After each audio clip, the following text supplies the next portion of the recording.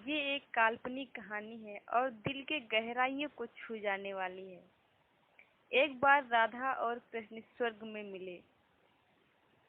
विचलित से कृष्ण, प्रसन्न सी राधा। कृष्ण सकपकाए और राधा मुस्कुराई। इससे पहले कि कुछ कृष्ण कह पाए, राधा पहले ही बोल उठी, कैसे हो द्वारिकाधीश। जो राधा उन्हें कान्हा कान्हा कहकर पुकार रही थी, बुला रही थी, उसके मुंह से द्वारिकाधीश का संबोधन कृष्ण के भीतर को घायल कर गया। फिर भी किसी तरह कृष्ण ने अपने आप को समझाया।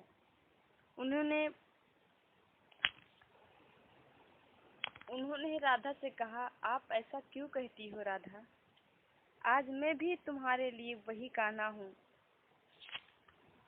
जो पहले था। भला तुम तो न द्वारिकाधीश कहो। सच कहता हूँ राधा, जब जब तुम्हारी याद आती थी तो इन आँखों से आंसू की बूंदें निकल आती थी। राधा ने कहा, नहीं, मेरे साथ तो ऐसा कभी नहीं हुआ।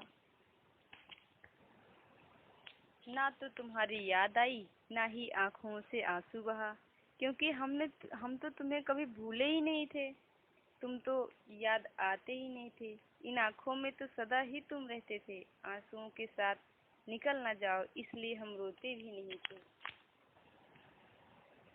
कान्हा, प्रेम से अलग होने पर तुमने क्या खोया? कुछ कड़वे सच प्रश्न सुन सको तो सुनाऊं। कभी सोचा है इस तरक्की में तुम कितने पिछड़ गए हो? यमुना के मीठे जल से जिंदगी की शुरुआत की और समुद्र के खारे पानी तक पहुंच गए हो। एक अंगुली पर चलने वाले सुदर्शन चक्र पर भरोसा कर लिया है और 10 उंगलियों पर चलने वाली बांसुरी को भूल गए हो। कान्हा, जब तुम प्रेम से जुड़े थे तो जो उंगलियों पर गोवर्धन पर्वत उठाकर लोगों का विनाश करने से बचाती थी, प्रेम अलग होने से वही उंगलियां क्या क्या रंग दिखाने लगी हैं। सुदर्शन चक्र उठाकर विनाश के काम आने लगी हैं ये उंगलियां। कान्हा और द्वारिकाधीश में क्या अंतर होता है, बताऊं? कान्हा होते तो तुम सुदामा के पास जाते, सुदामा तुम्हारे घर ना आते।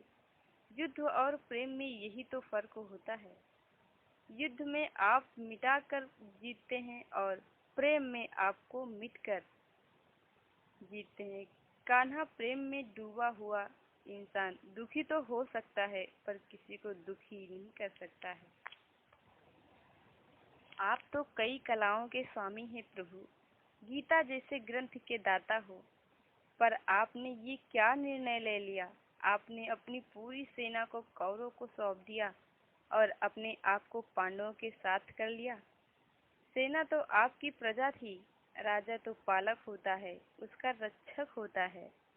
आप जैसे महाज्ञानी उस रथ को चला रहे थे जिस पर बैठा अर्जुन आपकी प्रजा को ही मार रहा था।